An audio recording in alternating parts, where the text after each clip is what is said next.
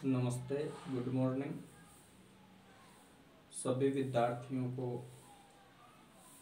आने वाले एग्जामों की शुभकामनाएं। देखिए, कोचिंगों की बात अलग थी, वहाँ विचारों का संप्रेषण आमने सामने हुआ करता था। अब आज हम एक नई पहल यानी जितना हो सकता है वो आप तक इसी के माध्यम से पहुंचाएंगे। प्रायिकता ये रहेगी कि आपका मन लगे वीडियो देखने में और जो पढ़ें वो आपके मेमोरी में स्थायी रूप से अपनी जगह बना सके। आपसे निवेदन है, समय निकाल करके देखें, इसको स्वैच्छिक रूप से देखें, जब आपका मन हो तभी देखें, आगे निकाल करके नहीं देखें। तो देखिए, चालू करते हैं। भाषा।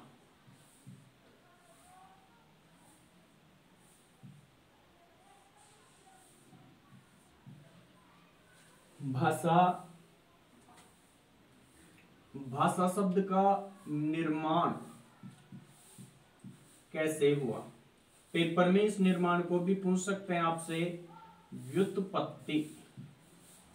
तो वहां पे आपको सोचना नहीं है, निर्माण और व्युत्पत्ति। भाषा की व्युत्पत्ति कैसे हुई? तो सबसे पहले भास धातु, जिसे संस्कृत में कथय के नाम से भी जानते हैं। भास का मतलब हो गया व्यक्तवाणी।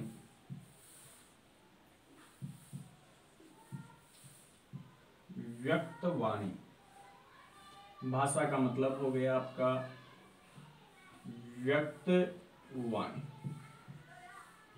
अर्थात हम जो भी कुछ बोलेंगे वो हमारी व्यक्तवाणी के द्वारा प्रदर्शित हो, उसे भाषा कहेंगे। कथय का मतलब होता है कहना, अर्थात जो भी कुछ कहेंगे वो ही क्या होगी? भाषा होगी। अब इसकी तीन परिभाषाएं हम देखते हैं।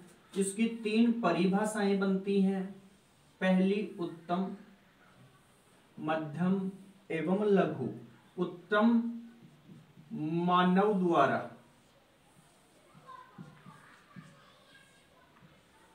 अपने विचारों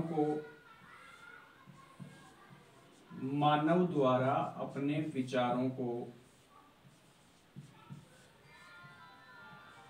अन्य मानवों तक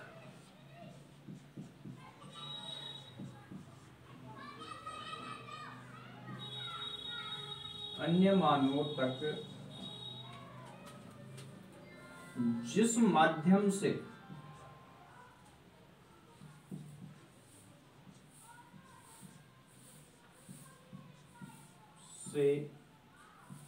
प्रेषित किया जाता है,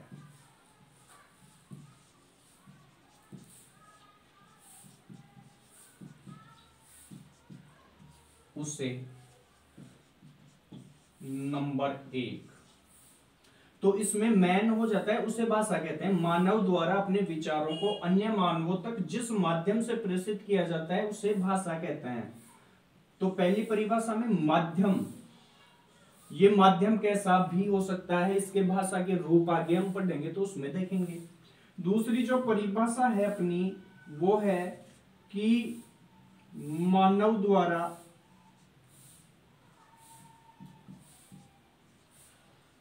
अपने विचारों का परस्पर आदान प्रदान। अब आदान प्रदान के लिए आपको शब्द दे दे परस्पर आदान प्रदान या विनिमय,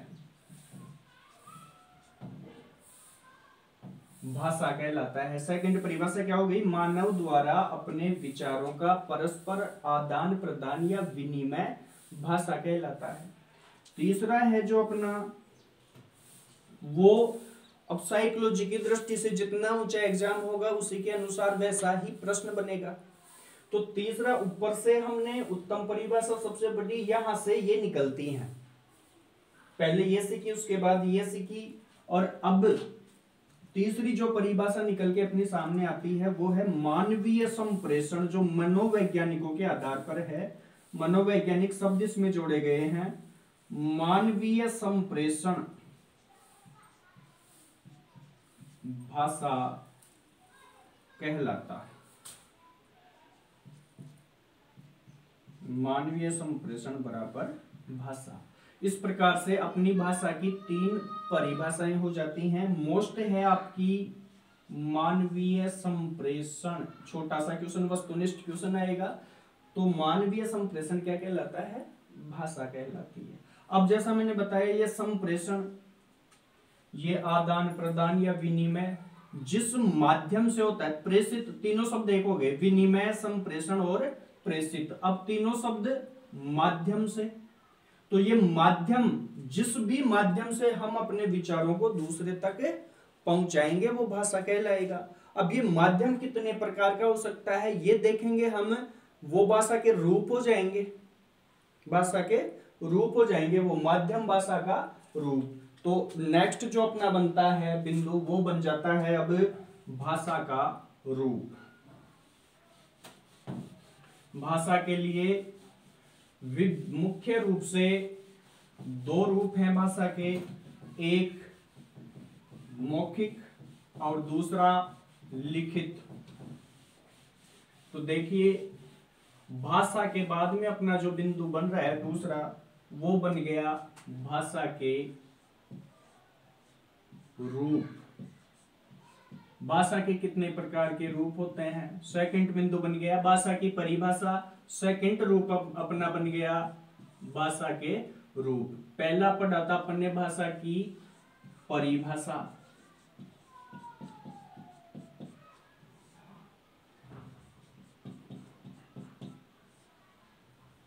अब है भाषा के रूप। तो मुख्य रूप से भाषा के 2 रूप होते हैं। पहला रूप होता है आपका भाषा का मौखिक रूप, और दूसरा होता है आपका भाषा का लिखित रूप। ध्यान लगाएंगे, पहला भाषा का मौखिक और दूसरा भाषा का लिखित रूप। मौखिक दोनों में ही होनी है भाषा की अभिव्यक्ति। रूपों में कैसे बांटा? दोनों में ही भाषा की क्या होनी है? अभिव्यक्ति। यानी हम अपने विचारों को दूसरे तक कैसे पहुंचाए। तो सीधी सी बात है, मौखिक अर्थात पहले रूप में तो हम अपने विचारों की अभिव्यक्ति बोलकर दूसरे मानवों तक पहुंचाते हैं। और भाषा का लिखित रूप, जब हम अपनी वाणी को चिन्हों के द्वारा प्रदर्शित करें, अर्थात चिन्हों द्वारा से मतलब है लिख करके प्रदर्शित करें। भाषा का लिखित रूप विचारों की अभिव्यक्ति लिखकर प्रदर्शित करें, एक बोलकर एक लिखकर। एग्जाम्पल से समझें कि नेताजी भाषण दे रहे थे, नेताजी भाषण दे रहे थे, तो जनता भाव विभोर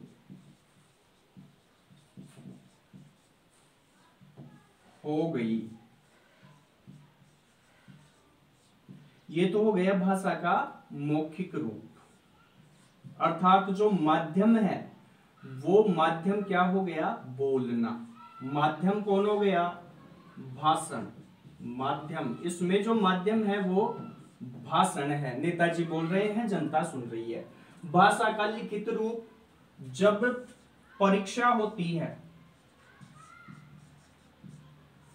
परीक्षा में विद्यार्थी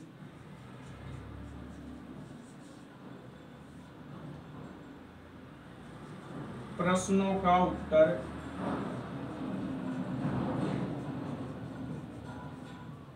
अथवा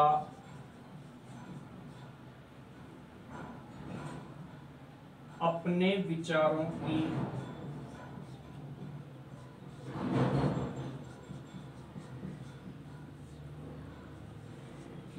अभिव्यक्ति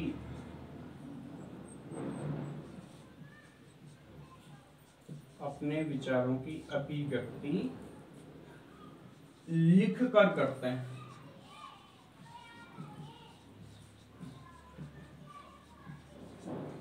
इस प्रकार भाषा के दो रूप हो गए, भाषा का मौखिक रूप और भाषा का लिखित रूप, दोनों प्रकार के रूप हैं। अब जो भाषा का तीसरे प्रकार का रूप है वो है, तीसरे प्रकार का एक रूप और माना गया है, और वो भाषा का है तीसरा रूप, वो है आपका कवि तुलसीदास जी के अनुसार, कवि तुलसीदास जी के अनुसार, कवि तुलसीदास जी के अनुसार तुलसीदास जी ने भाषा का एक और रूप बता दिया, क्या, भाषा का, और इसके इनके अनुसार भाषा के कितने रूप हो गए, 3, भाषा का सांकेतिक रूप,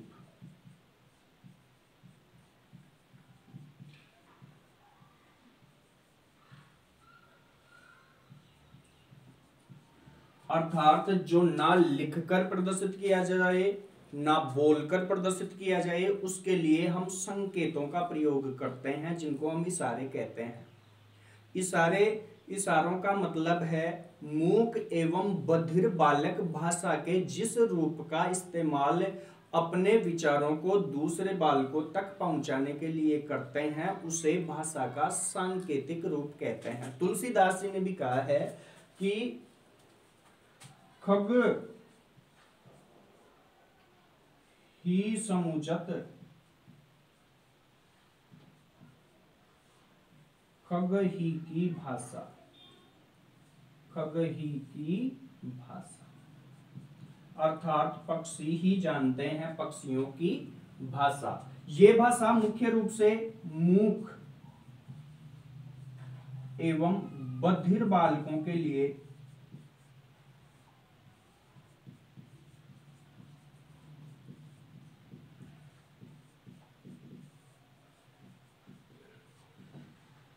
प्रयुक्त की जाती